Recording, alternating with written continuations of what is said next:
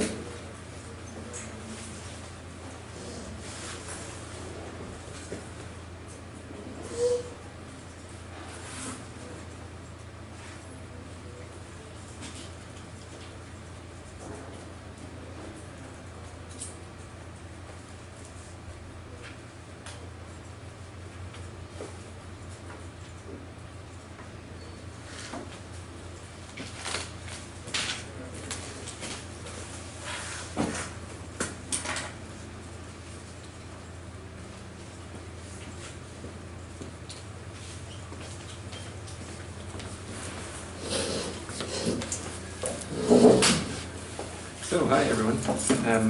Biology 501, quantitative methods of evolution. Okay, good. So, a couple of things. I'm circulating a sheet of paper which has your name on it if you're registered for the course. If you're not registered for the course, hope to get in. Just flip it over and write your information on the back when the sheet comes. And if you thought you were registered in the course and your name's not on there, yeah, let me know as well. Also, we have a couple of kinds of guests here, and the main separation is between those who are actually taking the course. And I'd like to make sure that those of you taking the course get the best seats in the house. It's not a big deal for today. And also during the workshops, we'll have opportunity to spread. So there's a bunch of chairs and tables down the hall. Also, if the adjacent room is not available, we often take it over as well. So there's lots of room to spread out during the workshop. Especially during the lectures, give the registered students the best seats and maybe sit in the back and observe if you're not registered in the course. And you're more than welcome. So what I'm going to do today is I'm just going to give an introductory lecture to sort of give you your bearings, tell you a little bit about what the course is going to be about without giving any lecture. And I appreciate you coming in today. I realize this is sort of party day, orientation day. Most of you maybe will be able to do that in less than the full day. But what coming in today allows me to do is to have the first workshop on Thursday. And it basically gives us another week and allows 2 more students to take the course that would otherwise be possible. So it stretches out the term essentially 1 more week by coming today. So I choose to invite you on Tuesday to begin. I'm going to switch over to my lecture slides, but I just wanted to point out the website for the course. So it's zoology.ubc.ca/bio501r. And poke around, there are some useful things. I will be putting the lecture notes online here, hopefully by the night before. so you can download them and then mark them up as things go. Also, readings. So the first reading for next week will be on the handouts page, and it's here. It's an essay on how to draw a bad graph. Also, the calendar for the course is here, and so this will tell you, it will remind me what we're doing today. It will tell you what's happening today as well. And I'll be sort of adding your names to the calendar just so that everybody knows what's happening. There will be some homework, and it'll be posted here.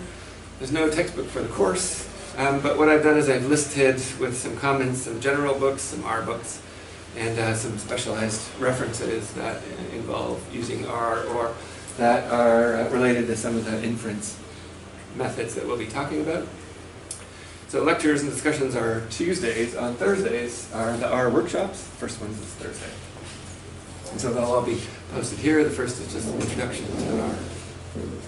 Also, there's a help pages website which I created when we designed the course. And the idea is that it will get you started, where to look to answer some of the questions that will immediately come up when you try to work your way through the workshops. And so the topics are sort of arranged in the same way that they are in the course itself.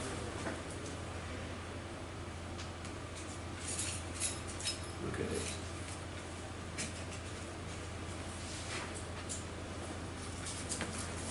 Okay, so what I'm going to do is I'm going to give you a brief introduction to the course, why we're here, sort of the style of the course, and recruit a couple of volunteers by the time the hour is out. Okay, so here's what the course will be like. There are sort of 3 components, and they take place on Tuesdays and Thursdays. So Tuesdays, next Tuesday it will begin. The first hour or less is a discussion. So 2 people will get up and make a presentation on the topic of the paper that you'll be reading.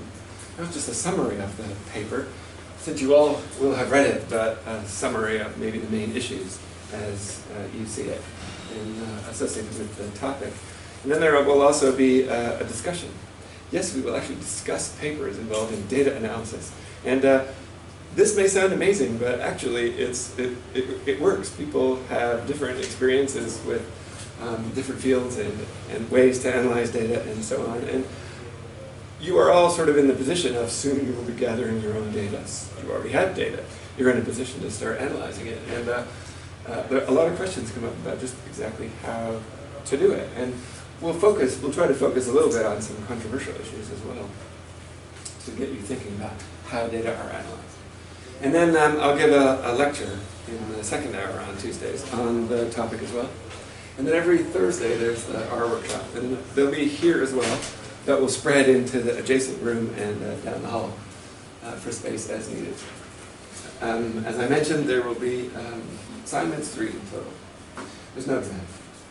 There's also no textbook, and I showed you the website with links to useful books. What do I recommend? Well, I'm assuming that you already have an undergraduate course in statistics. You know, something that taught you something about maybe t-tests, analysis of variance, linear regression. And the course that we teach here, Biology 300, uses this book, great book, magnificent, I highly recommend it. And it's a good starting place for review. You'll see copies around. Perhaps in your office someone has got one. And so if you don't have one with you from your undergraduate course, that's one of many places to look for a basic review of basic concepts. The more advanced book that I like is this one by Quinn and Keogh. And it's not a book that has any links to R or anything, but I have found it to be very good general coverage of more advanced topics in experimental design and data analysis. So I refer to it myself. And so if you're asking, well, if I was going to buy another stats book, what would it be? Consider that one. I'm not getting paid by that, just one other. So the first presentation and discussion is next Tuesday. It's going to be on graphs. The first assignment will be I'll tell you a little bit later, but in the spirit of the course, the first assignment will be find a bad graph published by your supervisor. And the first workshop, as I mentioned, is this Thursday, and it's just an introduction to R. Okay, so lecture days, Tuesdays. All students will have read the paper. And then, as I mentioned, presentation of the paper, and the presentation will be something like 20 minutes. Explain the contents, using slide, analyze the topics, key points. And also present your own opinions. Go beyond what are the controversial topics nowadays, or what are new issues that have arisen, since that paper that we're all reading has discussed, and so on. And then there'll be a discussion. And that'll be aided by 2 moderators. So 2 of you will, every one of you will have an opportunity to moderate a discussion. And your job is to kind of poke the stick in the bee's nest, just to have some questions, pick up where the presenters left off, and just raise points to get discussion moving again. And then if it gets out of control, we'll bring it in, so to actually moderate the discussion as well. Long break, and then we'll do my lecture. Has everyone filled the sheet of paper? Okay, I'll send it around again. Make another circuit. Workshop days, that's Thursdays. So assume that most of you have your own laptops. Install the latest version of R, 3.4.1. I just did that yesterday.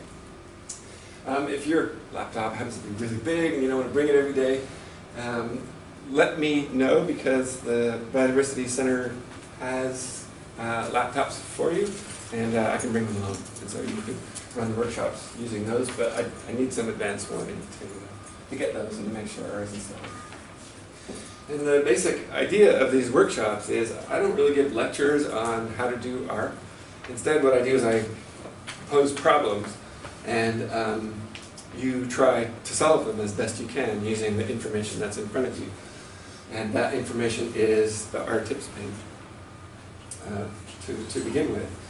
But I'll also have some guidance from my lectures on how one goes about doing something like fit a linear model. So I will show you some commands, but I won't be giving detailed lectures on here's how to do X, Y, and Z in R. That's something you'll sort of learn by doing on Thursdays. You'll get stuck, and then when that happens, look to your left, look to your right, and ask if everyone else is stuck too. And maybe you can figure it out or not, and then if everybody's stuck, ask me, because then I can maybe get you over the hurdle, and you can take it from there. The workshops are 2 hours, but most of the workshops, if you actually started at the beginning and went all to the end, would take you more than 2 hours. So I do this deliberately, not to make you feel small and inadequate, that by the time the 2 hours is up, you're only like halfway through. This is really by design. Everybody works at his or her own pace. The further you get, the more you learn, the more you're exposed to. But the idea is I've tried to create workshops where you have an opportunity to try sort of a range of kinds of problems under or associated with that topic. And the fact is that next year or the next time you actually do need to carry out an analysis, maybe you want to go back to this page and practice again or go a little bit further to familiarize yourself even more. So the idea is they're out there, they're a resource. So they stay online, and they'll stay there forever. As I said, there are some assignments. There'll be 3. And I'll also give some grades for the quality of your presentation and moderating, and then just sort of overall participation in the discussions. When it's your turn to moderate or present a paper, if your turn comes up next week, I'll give you some guidance the previous week on what I'm expecting of you. And if you're unsure, just ask. I'll try and give as much sort of help as possible. And when I give the assignments that are listed online, I'll provide as much detail as I think is necessary. But not everything will be spelled out. You need to do this. For example, I don't expect to have to say, although I probably do in most cases, make a graph of the data. Because that's the first topic of the course. And so it should be, therefore, fairly clear that you need to give lots of good reasons why we produce graphs, and and in the case of assignments, that's expected of you. And so to a certain extent, I expect you to sort of look over the topics that we're covering and their relevance to the particular assignment, and then to rise to the occasion. But again, if you're unsure about anything, just ask.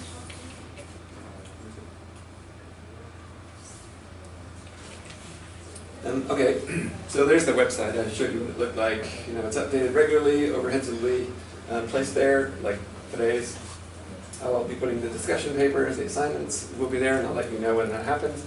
Recommended books, art tips, pages. And then the first workshop, the vector and the data pages on the art tips site will be useful for the introduction to R on Thursday. This is the list of topics that we're going to cover. And they're not written in stone. I reserve the right to modify a little bit, but that's basically what we've done. It's what we did last year.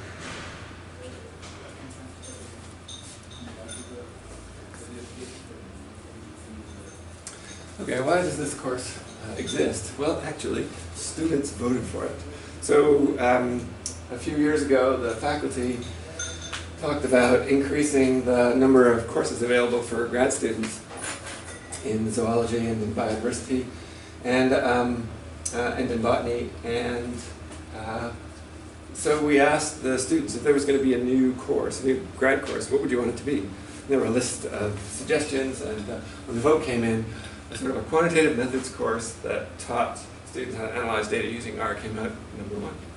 And so I volunteered to teach it. It's still a work in progress. I make modifications every year. You can help me improve it. As I mentioned, this is the second course in data analysis. I assume that you've already done something equivalent to Biology 300.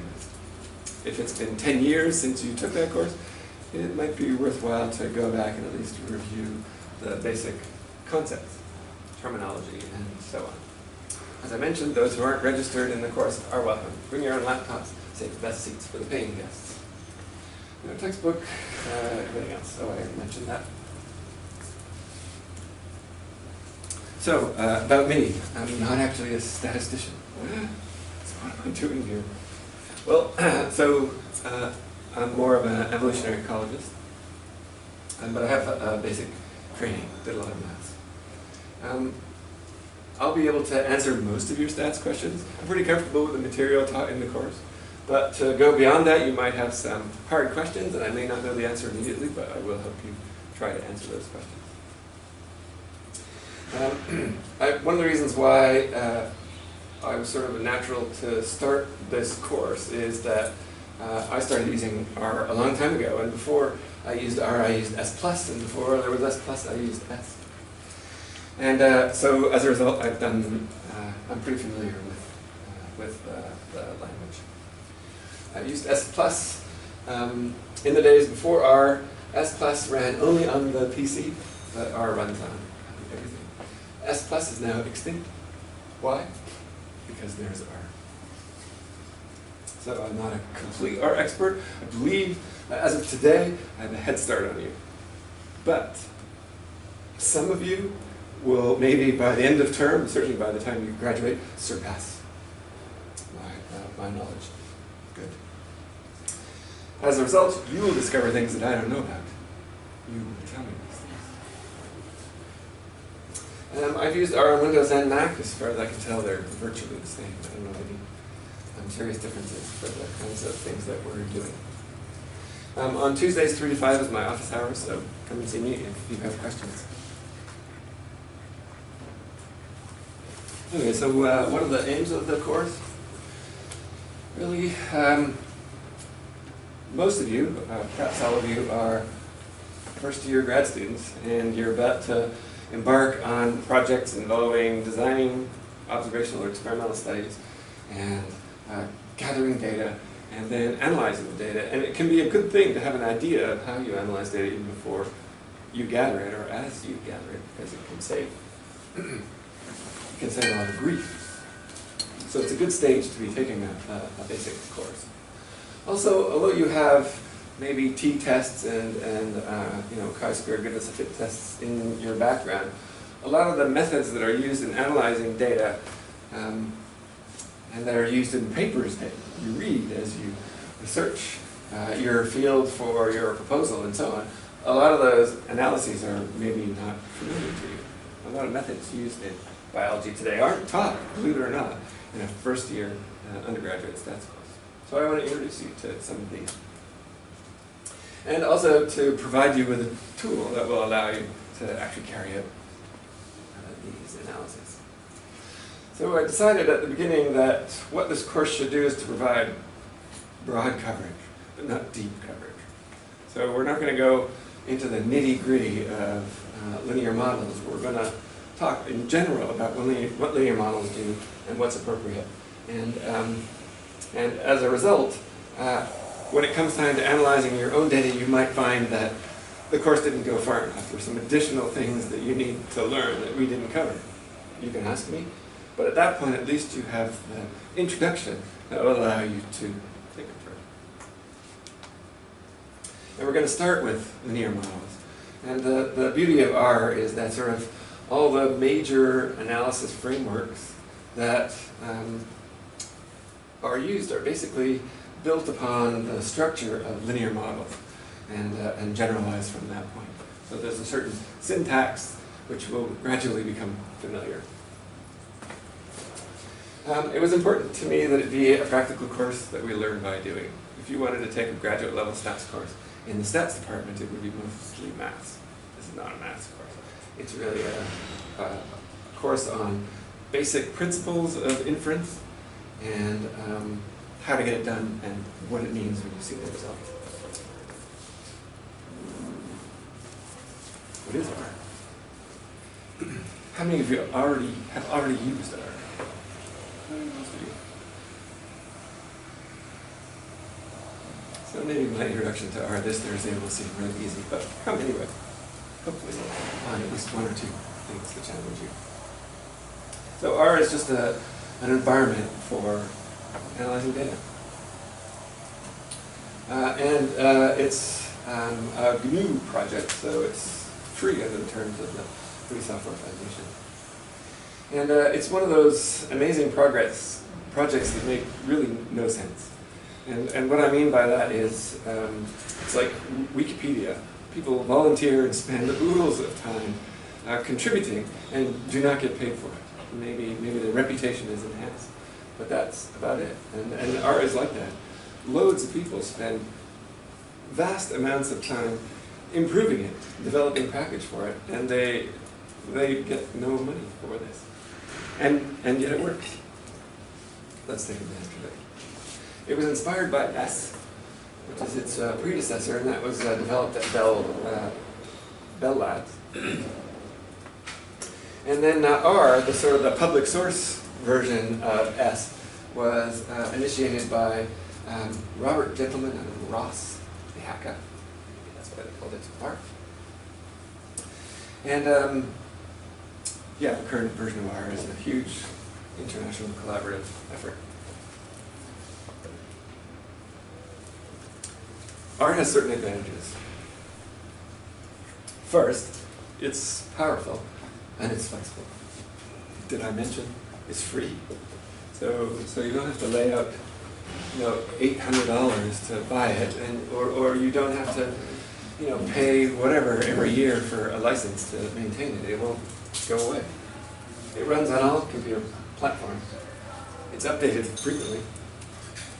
And there's sort of R sort of comes in two ways. One is that when you install it on your computer, there are all these sort of core packages. And most of the packages that we'll use in the course are core packages. But then there are all these people out there creating packages to do more specialized analyses. And this package 8 for phylogenetic comparative methods it's become the standard for analyzing sort of phylogenetic kinds of data. So here's an example of some of the packages that people use, and students frequently use vegan, for example, for community ordinations and so on. Morphometrics. We've done QTL analysis in R and so on. So people create these packages, they maintain them, they put them online for you to install afterwards, after you've got R installed, and they work. It's extraordinary. There's also, has great data management and manipulation capabilities. And one thing that R is great about is that it's really good at carrying out operations on arrays of numbers. You don't have to do sort of one number at a time as you move through an array. Just do them all at once with a single command. It has terrific graphics. And what we're going to, every year I sort of face this dilemma. Should we do base graphics in R? That's what we're going to do. Or should we use ggplot2? And a lot of graduate students sort of shift over to that. But my basic question for people who have become sort of devotees of ggplot is that how easy was it for you to learn ggplot now that you had sort of the fundamentals in base R graphics analysis? Actually, yeah, learning the fundamentals is pretty useful even if you move on to something like ggplot. I'm of two minds about ggplot. It's a little colorful. So one good thing, and maybe this is standard now, but it produces vectorized graphs. So what that means is that the graphics file that you save is actually instructions, not a bitmap. What that means is that you can edit it in another package. Then you can move lines or thicken them or whatever. R uses scripts. So there's no menu-based system for analyzing data in R. And that is considered a strength at your stage. And one of the main reasons for that is the fact that you can go back 5 years from now and actually redo your analysis the same way that you did it 5 years previously. And that, in my mind, is sort of one of the most crippling features of menu-based data analysis package, is low level of reproducibility. What were all those decisions you made? Which data points did you decide to include at the time? And, can you reproduce it again? Well, it's easy to do that if you wrote down not only the instruction that produced, say, the graph, but also your reasons behind maybe subsetting the data before you produce the graph. All that can be put into a script file, but it's impossible really to do that for a menu-based system. So as you will see, it can be easy to do things in R that are difficult or even impossible to do with other stats packages. I find R really easy to use compared to, say, SAS. Also, it's a programming language. So you can use R not only to analyze data, but you can write code. And some of you will do that. In fact, we'll do a bit of that in at least one of the workshops. And what that allows you to do is write your own functions. So I have a bunch of functions that I wrote myself just to get the jobs done that I use repeatedly. For example, the standard error of the mean. There is no function in R for the standard error of the mean. You all know how to calculate the standard deviation, divided by the square root of sample size. And if that's something you do frequently, you could just create a function. And thereafter it's available to you. Another thing about R is that everybody's using it. It's amazing how many people are using it. And when people have questions, they post them on sites like cross-validation. And then other people, smart people, answer them. And so that simply typing the problem that you have into R and then the description of the problem will usually get you to a site where someone describes exactly the problem you're having, and not only that, someone's posted an answer to it. So it's a large community. But it has to be said that there are some bad things about R. And as you get started, it's a bit of a learning curve. As you get started, I tell students every year in this course, it's important to swear while using it. So one of the great advantages of R is also one of the disadvantages. There's no menu system. And so sometimes you just want to get something done, just really fast, and but you forget the syntax of the equation to do linear regression. You got to go look it up. R tips is there to help. But okay, it takes getting used to, especially if you've been nurtured up to this point on some program that uses menus.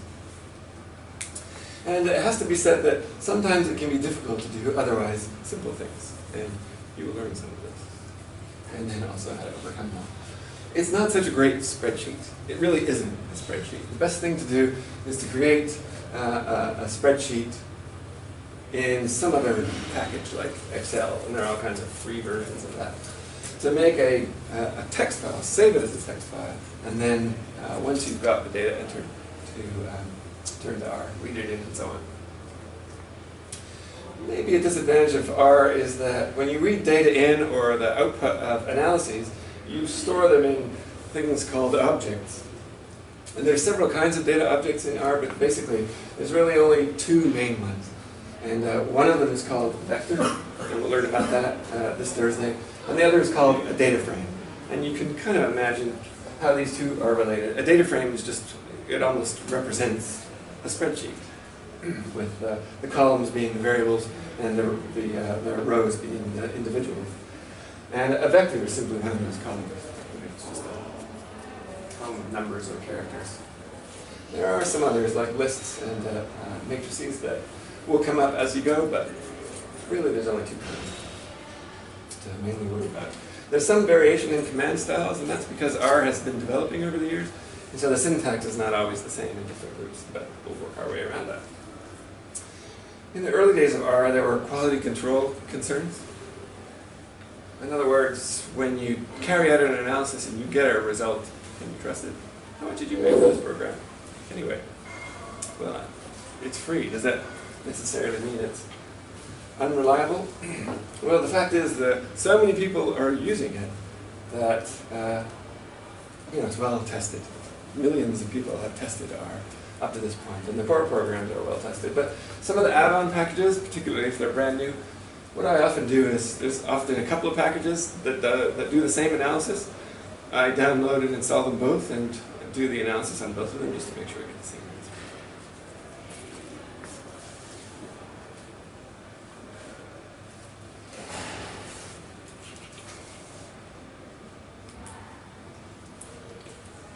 Okay, so that's the course, and that's a little bit about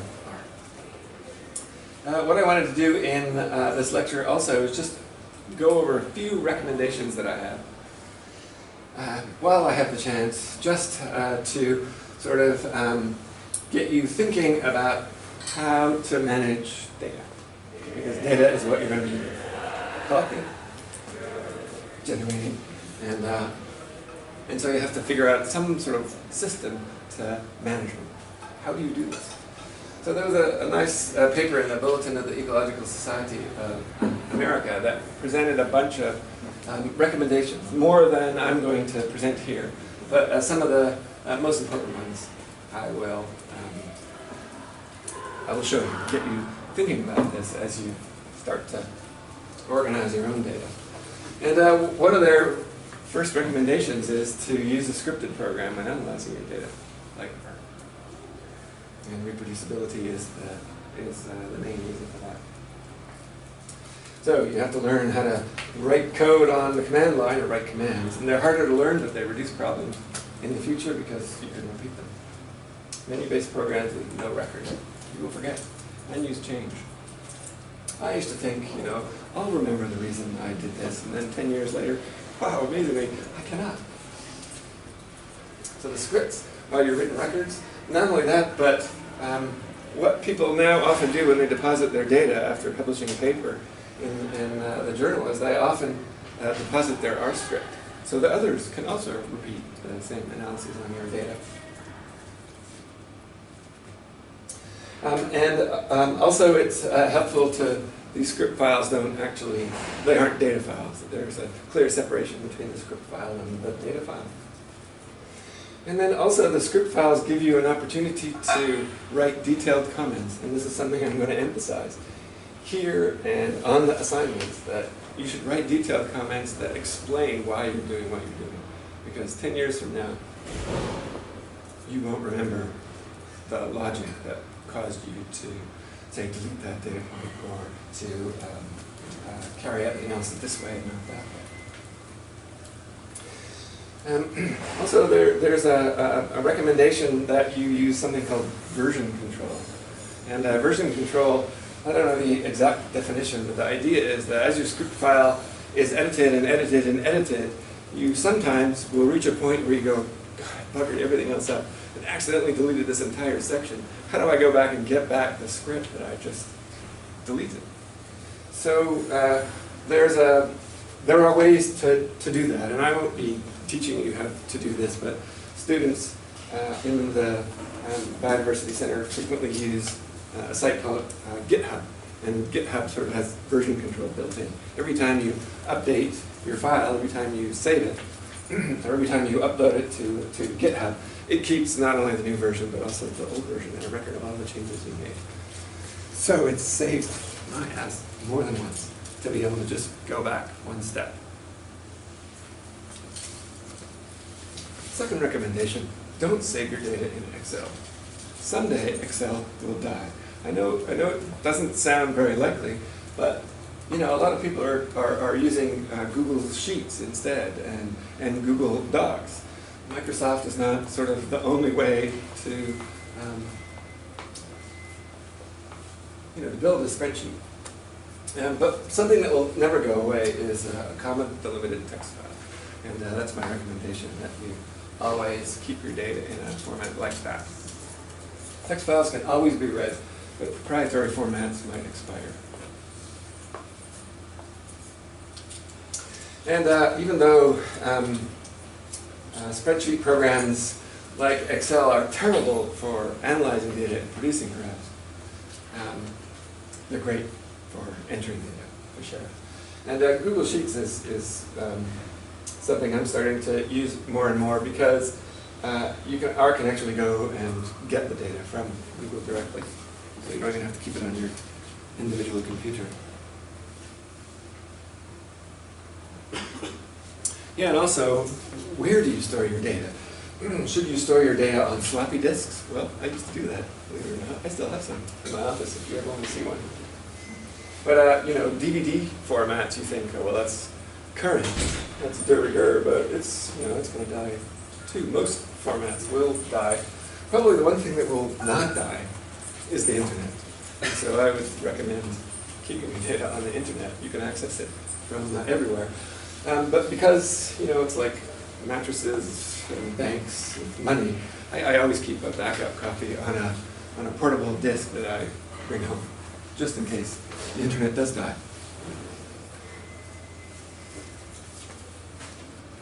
Okay, here's something else that that may be counterintuitive. And that is, once you've got your data file constructed, it's done. Don't change it. Don't even go back and fix typos. Because you might change something inadvertently and then forget what the original value was in that cell. You might decide to delete a row because, oh, it's an outlier. Leave the row in. Put the step where you delete the row, make it an R operation, where you delete the row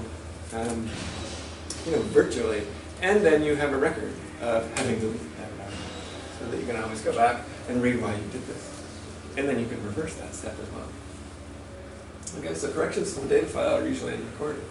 But R scripts, keep them. They will provide a record of the changes you made. Anyway, I don't have to go too far into some of the other recommendations, but try to use relatively descriptive names for your data files, like veg.csv. Trust me, 10 years from now, that will make no sense whatsoever as to what the contents of that file are.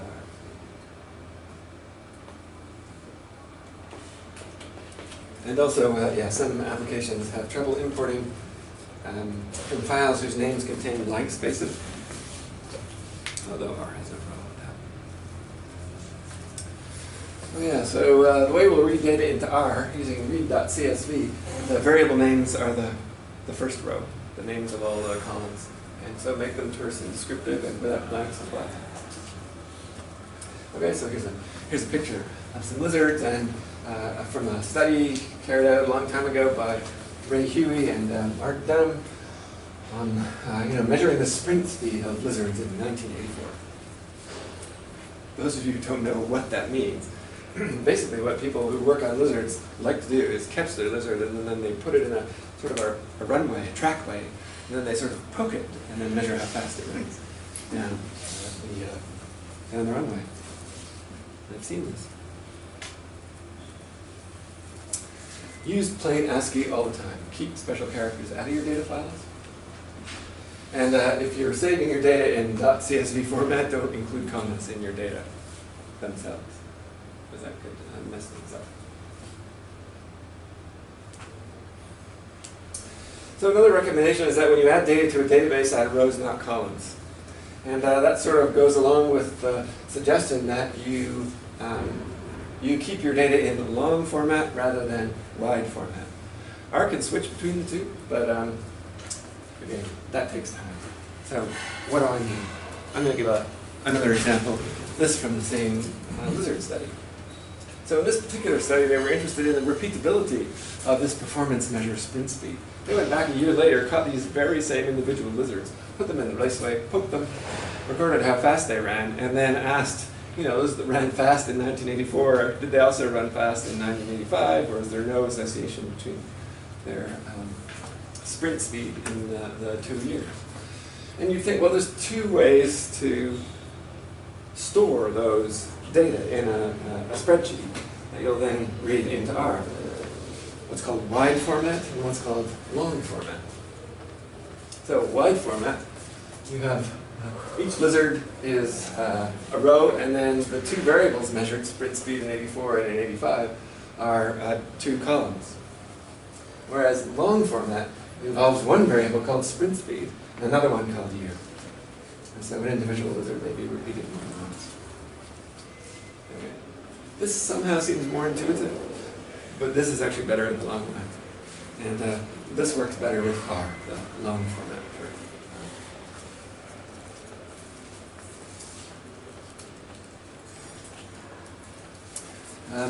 Additionally, you'll find that what R does is that it makes a guess as to what kind of variable is in a particular column of a spreadsheet. Is it a character variable? Is it a numeric variable? And so on. And any non-numeric symbol in a column will immediately become a character, or something worse called a factor. So that's not really going to help you very much. And so the recommendation again is to just put the damn number in there, and if you think that it's a dubious one, create a new column where you can write down your opinion as to the reliability of that particular measurement. And then you can make decisions, write those decisions down in your script file, and away you go. Date formats, I'm always messed up because Americans and Canadians switch the dates and the day and the month. So the recommendation is that when you record dates, always start with the year, month, date. Another is to create, another recommendation that Borer allows that you create what's called a relational database. And that is to put separate information collected at different scales into different files, but to have a variable in each file that allows you to match the two. So one file for site data, one file for measurements of species collected at those sites. Put them in 2 data sets. But the site variable present in both, that will allow you to join relevant variables between the two when you need them. And there's a command in R called match, which allows you to do this. So that knowledge you can match will hopefully cause you to include comparable measures so that you can join them, but also make your data file organization a little simpler, not having to shove all of your data into one file. Can't stress enough, maintain effective metadata, data about data. Okay, record stuff like why you collected the data, what were the decisions that you made as you were collecting the data. Write down details of the methods because you're going to forget them.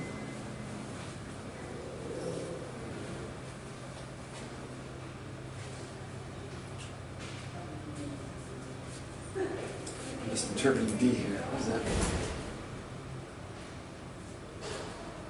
In a metadata file, list all the files associated with a particular study. That's relatively straightforward if you use folders to organize files associated with a particular study. But what happens now, when you try and publish a paper in a standard journal, is that they ask you to deposit those data. You know, genetic data, you're going to put it on NCBI's GenBank. If it's sort of ecological data, then you can deposit it in the ecological archives or in Dryad. And when you deposit those data, you have to include metadata, a description of those files, what they are, what they mean, what all the variables mean.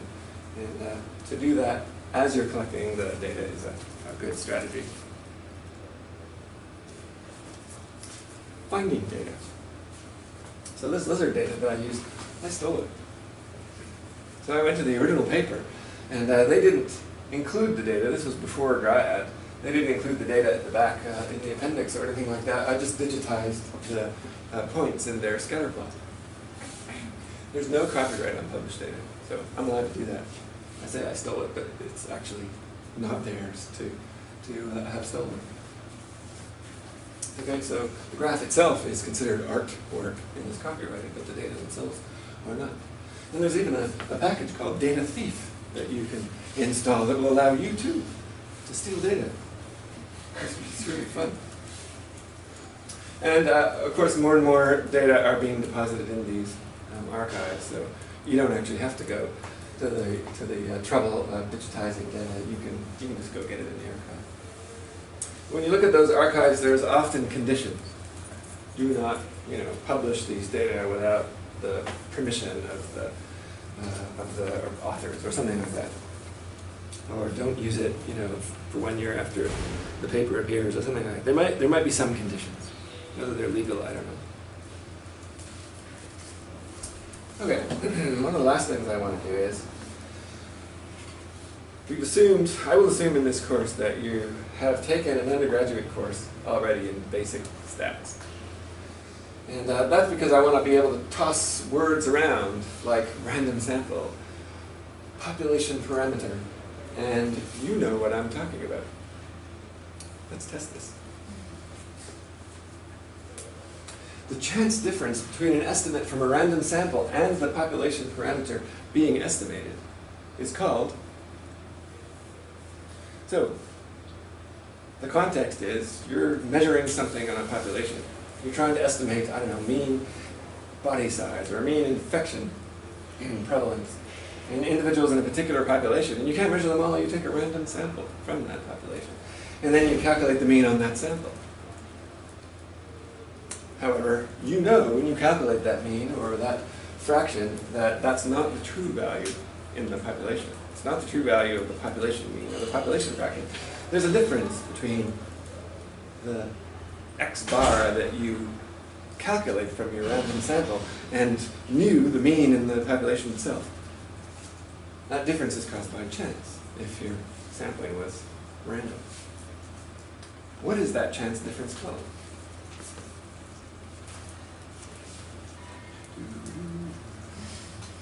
Is it p-value? Nope. Anyone else? Sampling error. Sampling error. So I'm going to use that term a lot, and that's what I mean.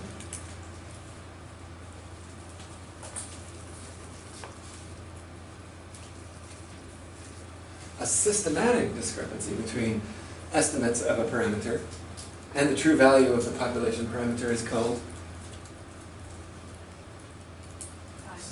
bias. Yeah, that's right. This graph kind of gets the idea of what bias actually means. Here it's called accuracy, but bias occurs when you take multiple random samples from a population and calculate or estimate the mean, but you're systematically off to one side. An example would be you want to estimate how many plant species there are in the UBC research forest. Well, you can take a random sample of plots and count the number of species in those plots and say that's the number of species in the UBC research forest. You know already that that's a biased estimate. You will always underestimate. You might get close, but you will underestimate.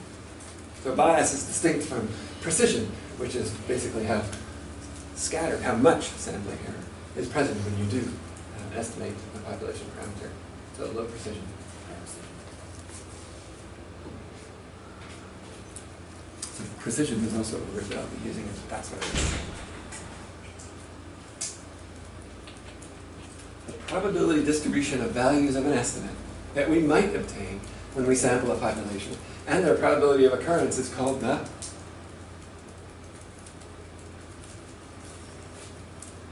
So the idea is that when you take a random sample from a population and calculate, say, X bar, you know it's going to be different from the truth. So much so that if you took another sample from that same population and calculate X bar, you get a different value. The probability distribution of all of the values for X bar, say, that you might obtain when you sample a population and their probabilities of occurrence is called the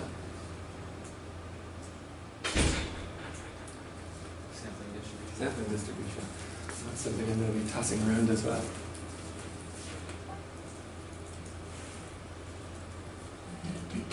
Here's an example of sampling distribution. So what I did here is I went online to GenBank, and I took a data file on the lengths of every gene in the human genome. And here's a histogram of what that looks like. Anybody know what the largest gene in the human genome is? And this is just the coding region. I know you don't think about that all the time, but it's gigantic. Like, I just have to cut it off here. It would be out in the fisheries building if I included this other gene there. It's called Titan. Anyway, it's a muscle protein. For what it's worth. Okay, so if I took a random sample of 100 data points from this population and calculated the mean length of genes in the human genome, I would get some value. If I did it again, I would get some value different from the first one. And if I did this repeatedly and then produced a histogram of all the values that I get when I randomly sample this population, I produce, if I take an infinitely large number of samples, I produce a probability distribution called the sampling distribution. So that's what the sampling distribution for the sample mean looks like for mean length of genes in the human genome when n is 100, the sample size.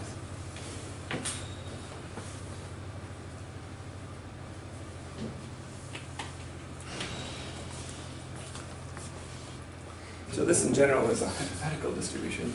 We know it's there, but usually you only have one estimate. But still, you can learn stuff about it. The standard deviation of that sampling distribution. So, not the standard deviation of this distribution, but the standard deviation of this distribution is called the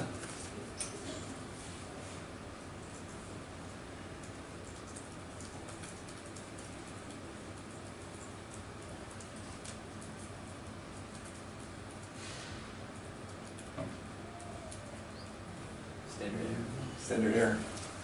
You probably have all written the word standard error in your papers, or SE, plus or minus SE.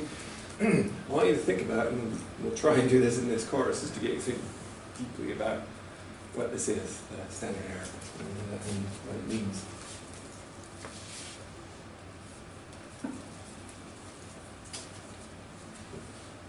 So again, here are my two distributions. This is the frequency distribution of all genes in the human genome, their lengths.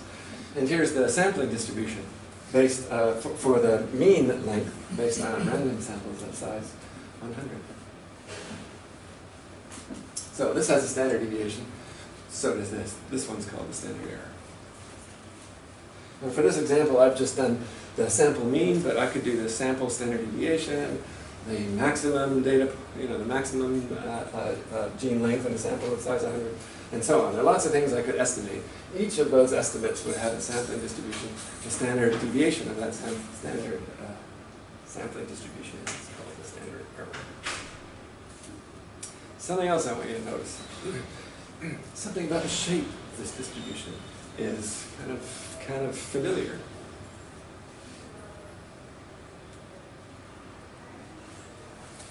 It's a pleasing distribution. It's kind of symmetrical, but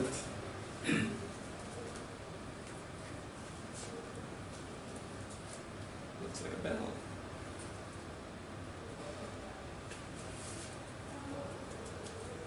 Does anyone know what ideal distribution this sampling distribution resembles? normal distribution. Yeah. So this is a curious feature of the sampling distribution for the sample mean.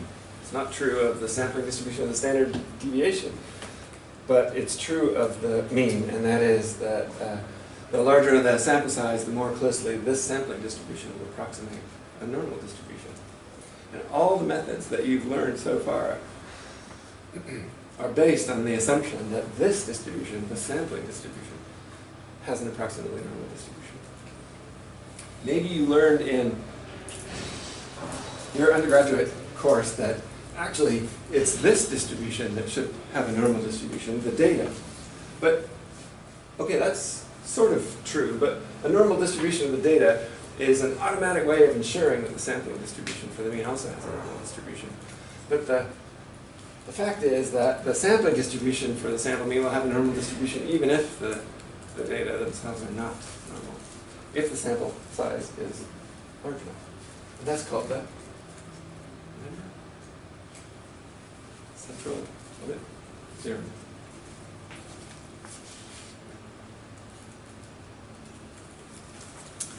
Here's my favorite question. What is probability? You've probably all written this word yourself in manuscripts, reports. What does it mean?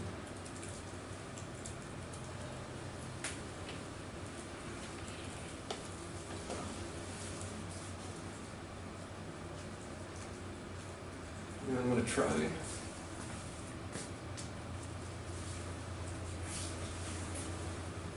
The likelihood of occurrence. Likelihood of occurrence. To that I would say, what does likelihood mean? The frequency of occurrence if you would do the experiment in endless amount of times. That's pretty close. Is that what you had in mind as well? I was going to say the likelihood that something occurs due to chance. Right. But then I would say, what is likelihood? Likelihood is a probability. So here's the definition of probability that most people use. And why do we use probability? Well, it's a convenient way of summarizing uncertainty. And in biology, we live with it. You can never measure everybody in the population, only a sample, and so we live with uncertainty. And we use probability to quantify uncertainty, and the most common definition used in virtually all the methods we'll do in this course, except one. We will use this definition of probability.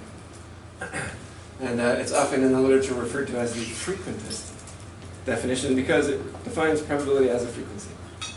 It's the proportion of times a particular event would occur if we repeated a random trial over and over again under exactly the same conditions. So to be able to say the probability of heads when I flip a coin is 0.5 is a claim that heads would appear 50% of the time if I were to flip it an infinite number of times.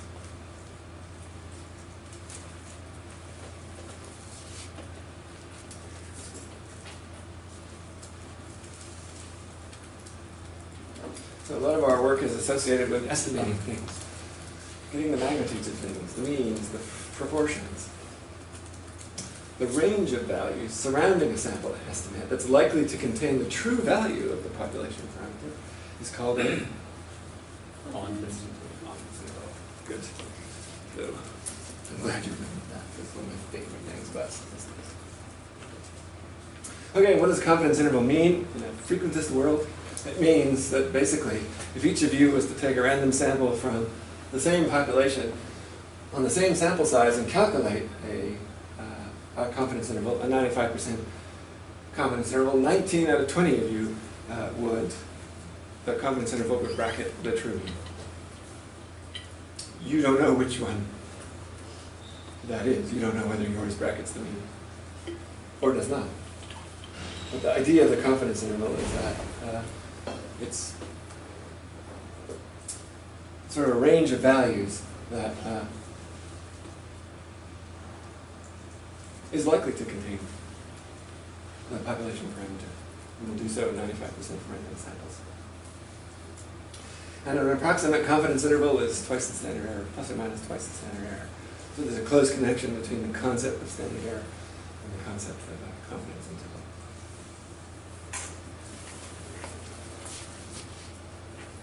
Oh, there's a diagram. I actually did this on the computer for human genes and the human genome. I took exactly 20 random samples of size 100, calculated 95% confidence intervals, and lo and behold, exactly 19 out of 20 included the true value of the population parameter. One of them did not. So when you gather your data and you estimate the population mean, just remember that this could be you. Your confidence interval might be the one that doesn't include the true population parameter. So, as I said, we live with uncertainty.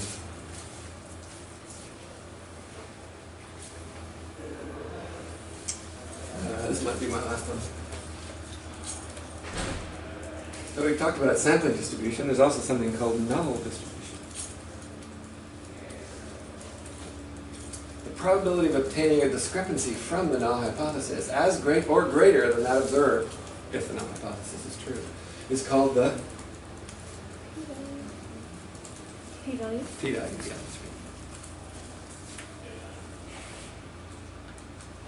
So the null sampling distribution is a sampling distribution, but it's the sampling distribution if the null hypothesis is true. So there's a relationship. And that's how we calculate p. And p is something that we'll talk about in this course.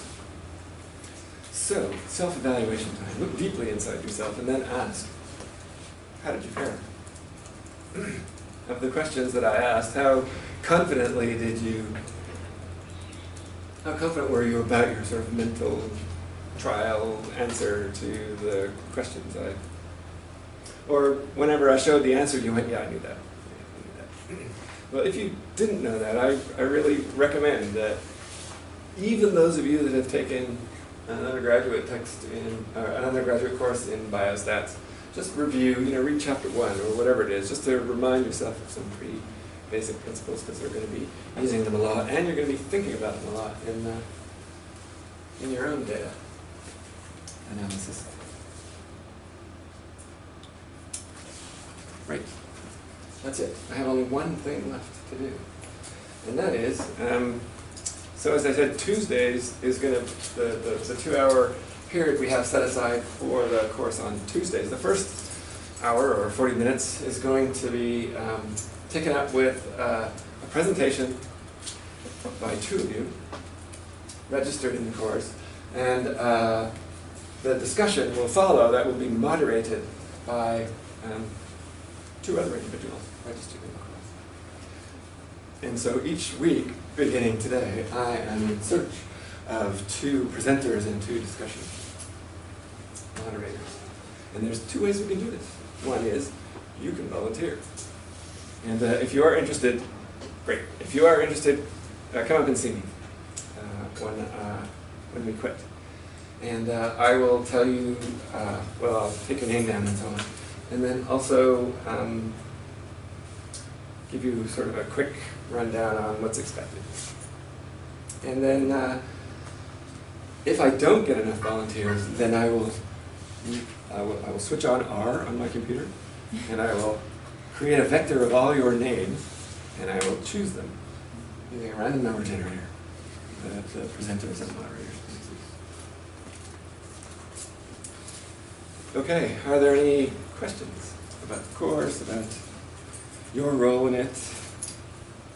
If you have a private question or you want to keep us any longer, my office hours are Tuesdays 3 to 5, so stick around if you have a question. So those auditing the course aren't going to be doing the presentations or moderating? Yeah, I don't have enough opportunities, enough slots to include those of you who are not registered in the course, but you're welcome to contribute to the discussion. Indeed, I hope you will.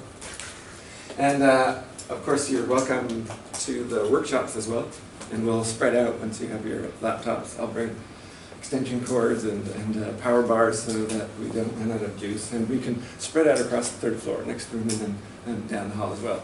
So all of these workshops and so on are online. You could hide in your office and do the workshop, but it's way more fun. Ours is a community, so come on, join the community. Show up, and if you have questions, it's a good time to ask them. Okay. Thanks for coming today, and I look forward to seeing you on Thursday. So here for the first workshop. Great.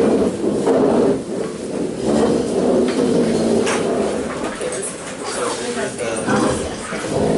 the period of the course, we need to be a presenter and Yes, everyone will moderate and everyone will present before the term is out.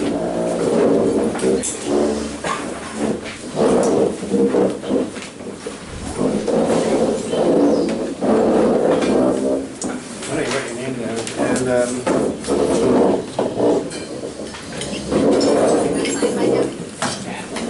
do I have your email then on the sheet? You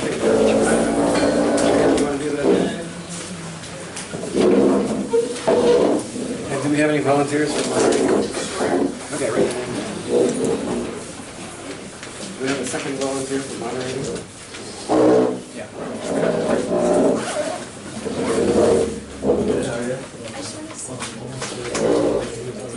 Oh, yeah. I know. No worries. Yeah. Patrick. I think our room is. Yeah, I thought that. Hi. Great. Yeah. I know. If you're using the wrong form, just bring it back. Okay. No.